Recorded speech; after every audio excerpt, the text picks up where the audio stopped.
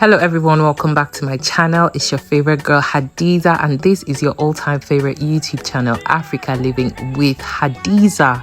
So today we are headed off to the city of Kaduna State in northern Nigeria. This is the state I was born. This is the state that I grew up in, and I have not been home in almost 2 years. I think the last time I was in Kaduna was sometime in 2021. So my mom had a serious medical emergency, and I decided to come back home for a while, you know, stay with them, take care of them, because my parents are getting old now, you know, so stay with them, take care of them, and of course see the city and see everything that has changed after all these years. So this is going to be a very long, very long vlog. And you know, I hope you watch it through to the end. I hope you enjoy it, because we take a little trip down memory lane. It's a little bit of a get to know me as well, because I talk a little bit about myself, how I grew up, the life I lived in this blog, and I hope you enjoy it. Habibi, welcome to Kaduna.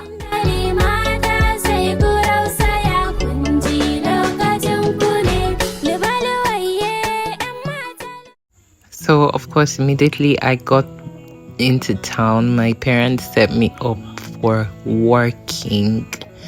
Cooking. A city babe suddenly became a trenches babe real quick. This is me washing water leaf. Like, when was the last time I entered kitchen in Abuja? I can't even remember. But here I am washing water leaf. Thank God my auntie, you know, that comes around to help was around. So this is me pounding pepper as well. City girl in the mud shower. Pounding pepper, and just, you know, of course this small mortar is a little bit cracked, so it wasn't working, and I had to go outside and do the real deal.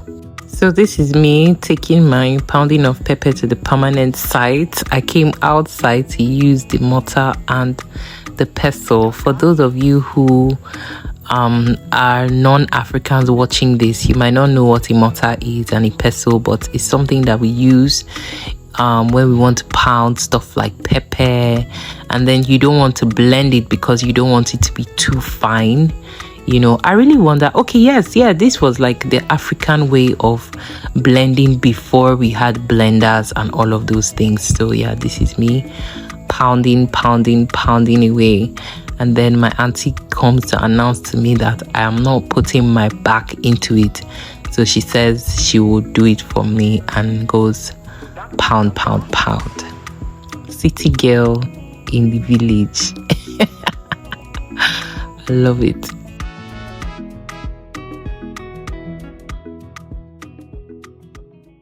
So this is my parents' house. My parents and grandkids. My dad in the younger days. My mom in her younger days. Such a babe. I'll show you some interesting pictures. So, these are the famous 3 attack girls. This is my elder sister, middle sister. This is me. So 5 of us. And this other side too.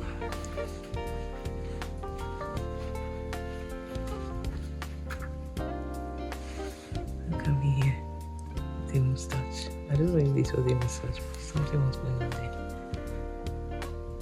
When the girl has started fixing hair now. The baby girl, Beyonce was found shaking. So me,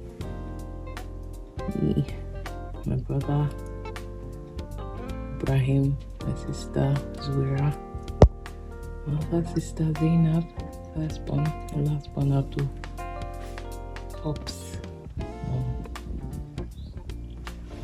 That's a family. This is my mom's room. Well, the room I stay in whenever I'm in Kaduna. So this is home for the next, how many days? 6 days. Wednesday, Thursday, Friday, Saturday, Sunday, Monday, Tuesday. 7 days actually. So expect some premium content coming through. Kaduna Fit is my sleeping t-shirt and wrapper. Well, I was walking, so sabi. This is my nephew Timilade Superstar. Follow him on YouTube at Demo Dynamite. This is my brother when he was like 7, I think. My younger brother. Look at the resemblance between both of them. Those Atta jeans are jeaning. See his face. Oh my god. Yeah, so this is my little space for the rest of the week, and I shall be giving you premium content back to back from this space. Yeah, Snuggles, if you're observant, you'd have seen him on my bed in Abuja. Say hi, Snuggles. Hi. So I'm so certain that Snuggles is going to travel the world with me. Snuggles is my adopted baby bear. I adopted him from my niece that plucked out his eyes. Look at these eyes. I had to sew buttons into his face because she plucked out his eyes. Now that I collected him and rehabilitated him, now she wants him back. And I'm like, hell to the no, no, to the no, no, no. Oh my god, Nepa. How rude. Hell to the no. So yesterday she called me and said, Dad takes Snuggles to Kaduna. I'm like, Snuggles is here.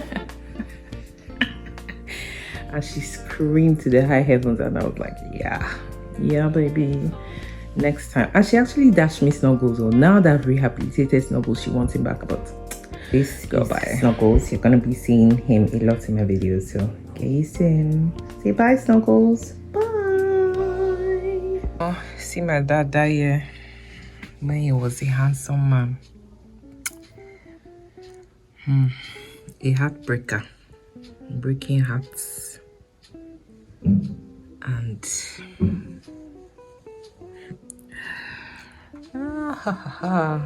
there goes my baby picture. Look at me as a baby. Such a cutie. Like, am I the only one that has this moment when you like look at your baby picture and you just almost feel like crying?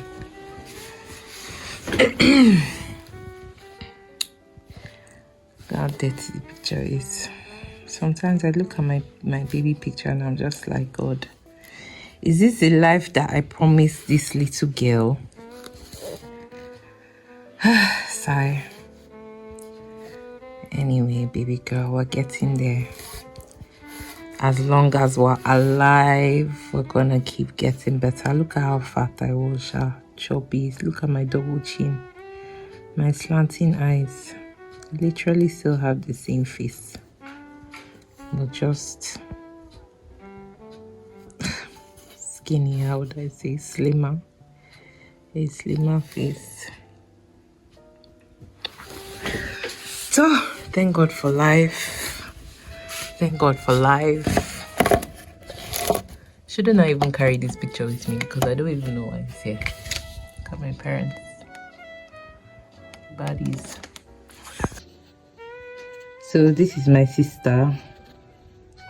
In her Alicia Keys days, there was a time when my sister thought she was Alicia Keys.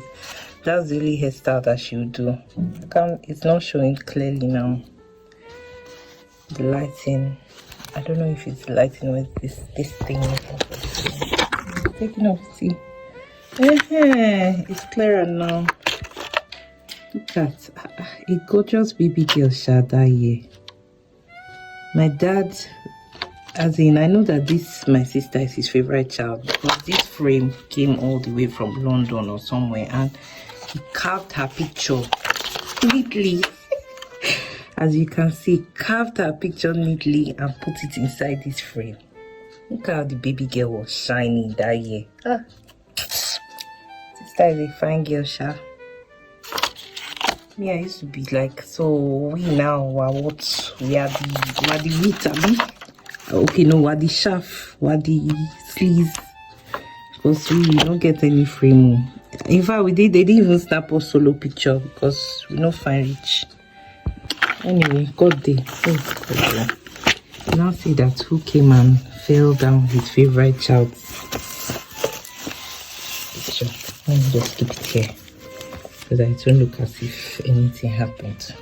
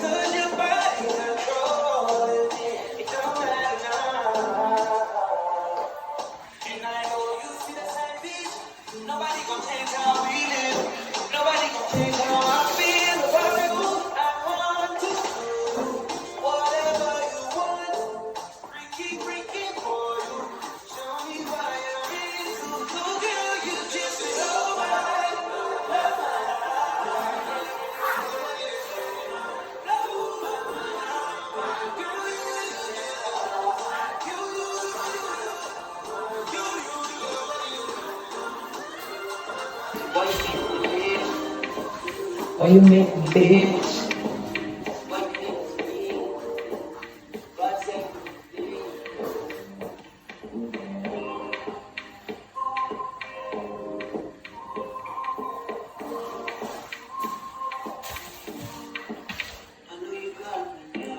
I know you got me now.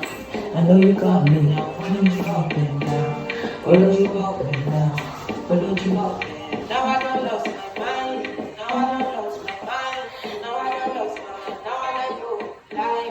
Now I know you lie. Now I know. The doctor said I brought my liver. I've been drinking smoky cigar. You still think I'm fair and you die. Now I'm lost in this after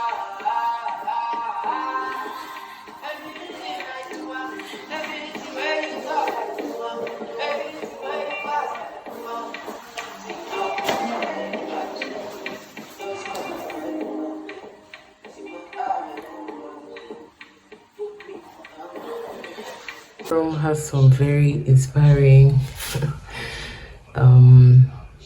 quotes. I think he put them around. The secret to life is to have no fear. This is by Fela. A gem cannot be polished without friction, nor a man without trial. I really love this one. I don't know who said it. He has some more on his cupboard. Let us not forget that we are pioneers of our lives and our greatest accomplishments cannot be behind us because our destiny lies above us. I love it. The time is now. Today is all we have. Service, self-sacrifice, purification, love, study. Lazer aller et lazer Dieu. Don't know what that means. Then some pictures, books. My mama's wedding picture. This is so beautiful. I love this. Oh, look what.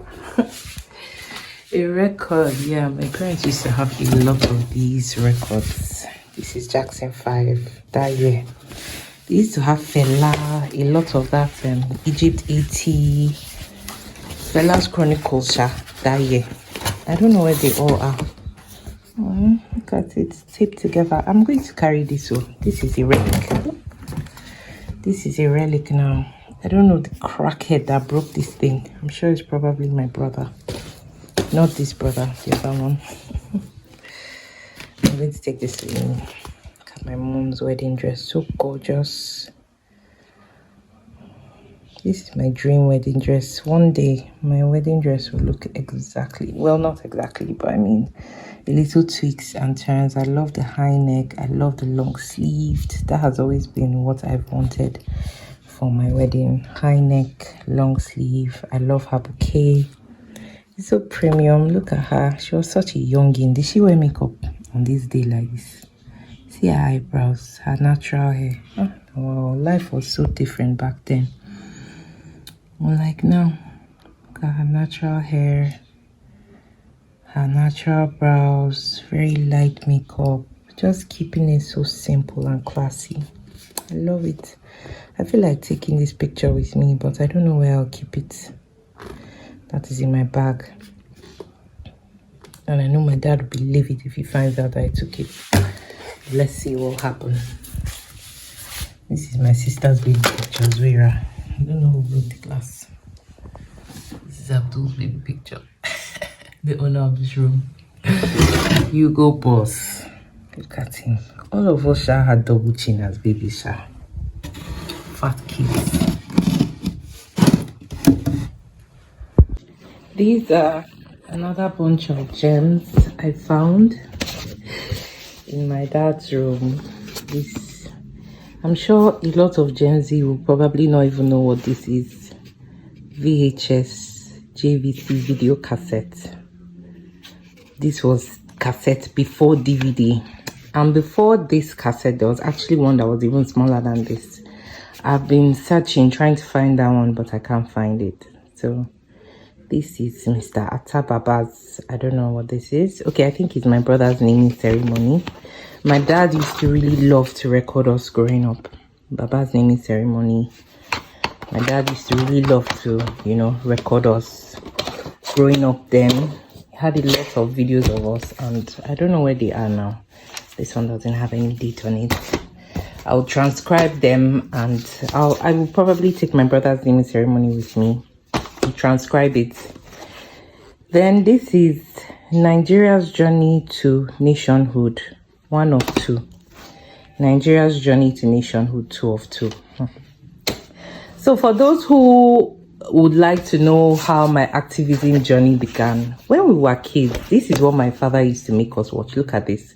Martin Luther King. When we have public holidays, you know, when we have breaks from school, he will sit us down, we'll watch all these videos, Martin Luther King, you know, Journey to Nationhood, the story of Nigeria, the interviews of Chinua Achebe, you know, what was his name, Ken Saro-Wiwa, and all of those people. And for me, for the longest, you know, for me, I always felt like there was a very visible problem with Nigeria, and not just Nigeria, but the black race as a whole, you know. And I felt like it was so simple. Couldn't we just see that it was really like tribalism,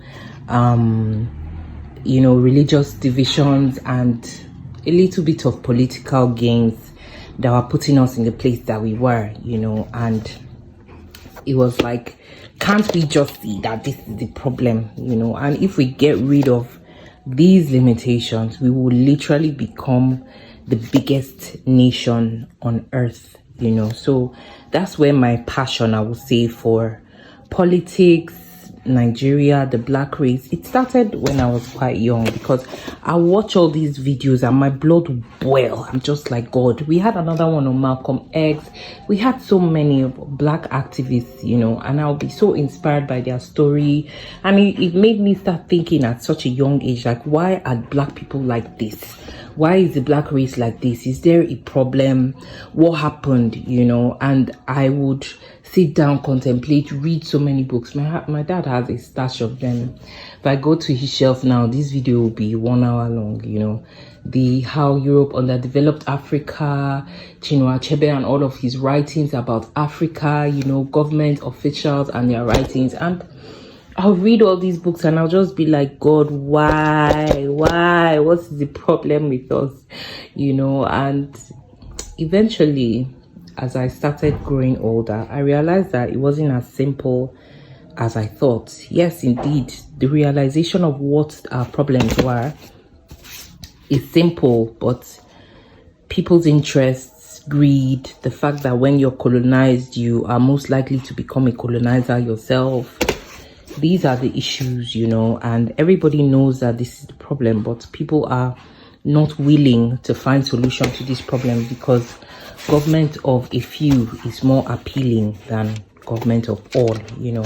That colonial mindset, the whole divide and rule, our politicians have basically adopted that as their modus operandi as well. So it's very hard for them to come out of that. So yeah, that was when I started, not that I'll come up body, but I just started to understand that, okay, it's actually deeper than what my little mind can understand. So I kept my activism on the shelf because at the end of the day, who am I except a pencil in the hand of the creator? So I mean, I'm still passionate. I still love Nigeria. I still hope for better, but I feel like we should spend less time, you know, hoping and praying for the best and start having national identity meetings, reorienting ourselves towards who we are. Who is Nigeria? What is Nigeria? What it doesn't mean to be a Nigerian?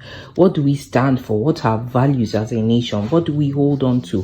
What is our sense of pride? What are we proud of as a people?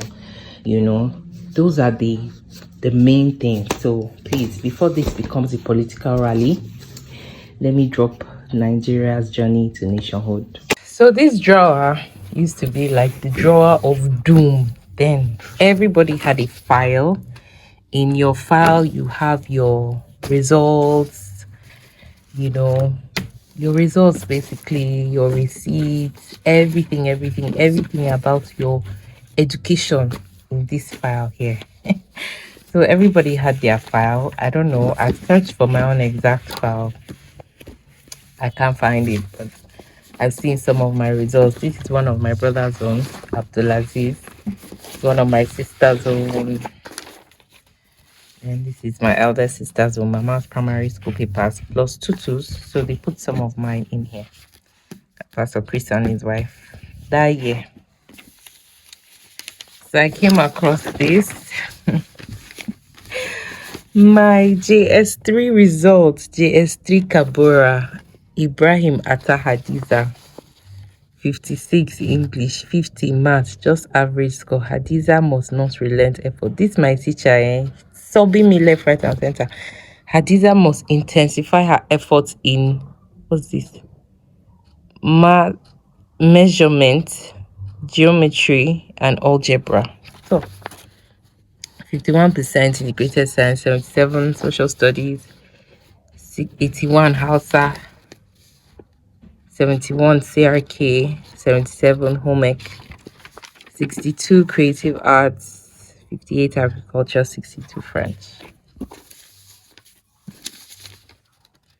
This was what SS1 Moero. Almost the trenches in my performance here. Look at it. English language, 52%. Maths, 11. Jesus, 51%. Just average. Hadiza must work harder. Literature, 45%. Hadiza will do well if she concentrates more on her studies. Geography, 55%. An average score. Hadiza needs to read very hard. Hey, Jesus Christ, though. Economics, 64. Okay. Hausa was always my thing. 63. French, 64. Biology, 74. Government, 76. Food and Not, 84. Study skills. In total, Hadiza has tried. It was this one that just made me. It sent me. Hadiza has tried. I try, but she can improve on her grades if she gives attention to her studies. So, I tried. I mean that year. Baby. When I went for Baptist exam in just that year, I ended up not going to that school. Religion, Islam. I was a Muslim that year. Another one. SS2 in Yasa. I think maybe was I are you teenager in SS? Yeah. So maybe that's what was happening, because these grades were just the trenches. Look at this. English 52, maths 43. Hadiza could do better with determination and regular. He underlined that regular because I'm sure he wanted to slap me in his mind. Regular practice. Literature. Okay, wait. Yeah, literature in English 37. Hadiza has not exerted herself at all. She has to what? Read. There's a little bit of history with this literature teacher. You know, at this time, girls were discovering themselves. Girls were becoming big girls, and we're just trying to live it up. So I had this bunch of friends who were 5. And she called us a quintet, you know, and she felt like we weren't serious. We were trying to be the happening babes in school.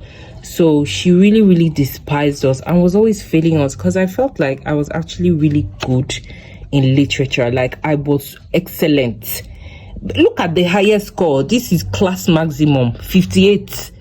The woman did not just used to score people. Like, how can the highest score in your term, class maximum, be 58 when people are having 100 in maths as class maximum? So she says Hadiza has not exerted herself at all. She has to realize her business in school. That means I didn't know what brought me to this place in the first place. Oh my days, wow. Okay, geography 62, economics 72, Hausa 86, French 53, biology 64, government 74. Let's see what they said in total. A fair terms performance. Hadiza can do better if she doubles her efforts a little to upgrade her borderline scores in maths, French, and English language. All right. This is the principal. Generally a positive result, marred only by her scores in maths and literature. Hadiza should aim to remedy this next term. Mohammed. An amazing school. Zamani was such a good time. Maths and literature, they were the trenches for me. So yeah, that's basically it. And look at ABU days. See my receipts. You know, this life shine. I just thank God, because see, eye clinic. See how long ago I started wearing glasses. 98. I don't even think this was when I started wearing. Photochromic 4.0. One of my many test results. You know, when I go through all of these things, I get so emotional, because it makes you look at the fact that, you know, time is going, time is passing, you're getting older, you know. This is the life that, I mean, when I was in high school, it seemed like I'll be in high school forever. When I was in Sacred Heart, it was like I'll be in Sacred Heart forever. But look at me now, you know. You're constantly growing, you're constantly moving on, moving ahead in life. It doesn't stop. And the truth is, one day we're not going to be here again, you know. So I'm just really super grateful for this experience that, you know, I call my life. It's been bespeckled with so many challenges. I can't even lie. Problems here, there, everywhere. Up, down, lots of tears. When I think of myself in high school and I remember the girl I was then, lost, you know, no strong sense of an identity, no strong sense of self and who I was and everything I wanted to be and do, you know. I almost start crying, but I'm just like, it's a journey, you know. It happened this way for a reason, and I'm grateful for growth. That's all I can say. Let me stop here before I start crying. I went to my dad's room to try and find more old pictures, but I couldn't find any. So we'll just have a look at these ones. This is my sister. There was this swimming competition at Transcorp. Then this is Transcorp. Oh, guys, look at, see Transcorp that year. We had loads of these pictures of Transcorp, but I can't find them. I don't know. They'll be somewhere in the room. I don't know where my dad hid them. But anyway, this is Transcorp. Look at Transcorp that year. I love that they've, you know, continued to modify that place, and it's still beautiful up till now. So my sister came third in the swimming competition, so that's why they took her picture. I think this girl behind her came first, and somebody else came second. So yeah, she's an excellent swimmer. This is us that year going to school. This was our first one. This was our actual childhood home. Very, very beautiful house. That's just all I'm gonna say. That year, soft life. Life was just sweet then. Life was soft. But life happened though. So yeah, this is my elder sister. This is my second sister, and then this is me, bougie queen. Check the fit now. Look at my bag, like some exclusive businesswoman. I don't know why they cut my hair, and I am upset as to why they cut my hair. My elder sister said, then see my sisters here, yeah, thriving. Then we were the low cut gang. I was so upset. This is one of my friends' weddings. Look at me. Look at this rancid makeup. And what is this red hair? Anyway, so it's her wedding day. Jemima, my baby girl, my mom, my sister, my brother. God, look at NYSC days. Hey, Jesus, Jesus, Jesus. The trenches had trenched this girl's life at this point. This is camp. Sun-baked, sunburnt, and exhausted, but still serving high cheekbones and brows and breakouts. This is us. Moody teenager days that year. See my face squeezed for no good reason. My elder sister smiling because I don't know what she's happy about. Then Zara up there. My mama in the middle. This was Zara's wedding day. That the baby girl looking fly, man. Me, Jemima, my ride or die. This was another all of us picture. This day I was so, they forced me to smile. So if you see me looking like sore here, there's a reason. Look at my eyes. There's no smile there whatsoever. It is just my lips like me. It's Abdul. Look at Abdul. Oh my days. Sush, Tui, Babs. He was not even a teenager here, so I don't know why he's moody. Anyway, that's it, guys. That's really it. Of going down into memory lane. See my mom that year. She was a nurse, you know. So it's just like my mom's pictures, and her brothers, her family. That's basically it, guys. That's all for memory lane. So thank you to everyone that's watched. This is my life in Kaduna. I think this is a little bit of a get to know me, because I talked a little bit about myself, my childhood, and just life generally in Kaduna. I really love Kaduna. I love the quiet nature of this town. I love that when you come here, you just feel like everything will be fine, you know. There's just this slow, easy nature of this town. And even though I feel like there's a whole lot of like political constructs to just make the town flatline, but there is still this calming spirit when you come here. Like, you don't have to rush for anything. Everything will just work out as it should, you know. So I've had a good time going through my parents' stuff, going through stuff from way back. It's jogged a lot of memories and emotions for me, and in total, I'm just grateful for my experience. I'm grateful for this YouTube channel. I'm grateful for the opportunity to document this. Maybe somebody will watch this in 50 years time, 100 years time, 200 years time. Who knows what the world will be by then, You know, when all of us are gone, new memories are being made, new people are here.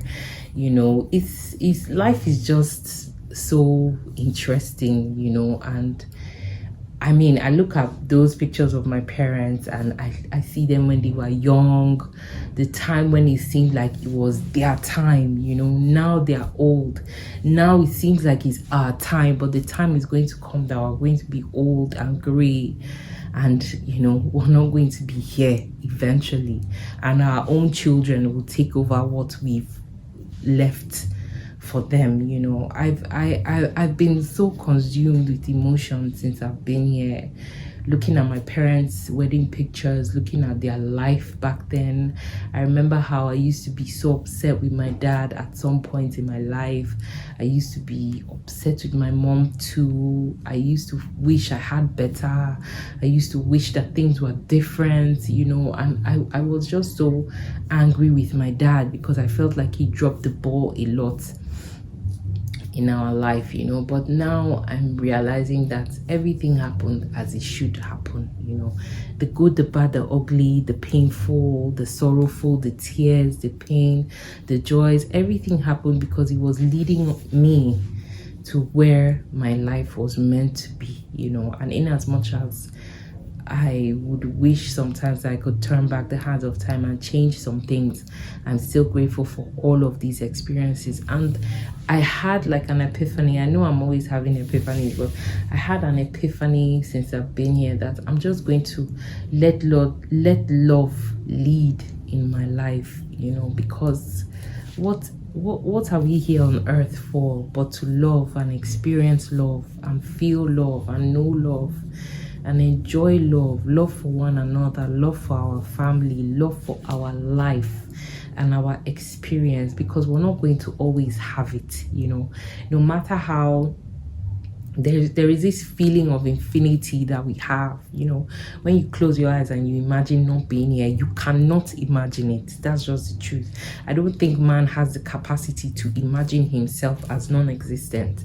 Try it. Try and close your eyes and imagine not existing. You can't, you know. But a time is going to come when in this plane, we're not going to exist in this plane as we know it, you know. So I just want to say thank you for my subscribers. Thank you for being on this journey with me. I've not really figured out everything it is that I'm doing on YouTube yet, but I'm just grateful for the opportunity to document my experience, and I'm grateful for all of you that are enjoying this. So I want all of us to make up our minds that we're going to let love lead in all of our affairs, because one day this continuous trip around the sun is going to come to an end, and all we're going to have is old photographs, old memories, old things that nobody uses anymore, old experiences of life in all its different patterns, and just these to remind us that one day we were here, one day we lived, one day we tried, you know, and one day we gave it our all. So thank you so much for staying with me.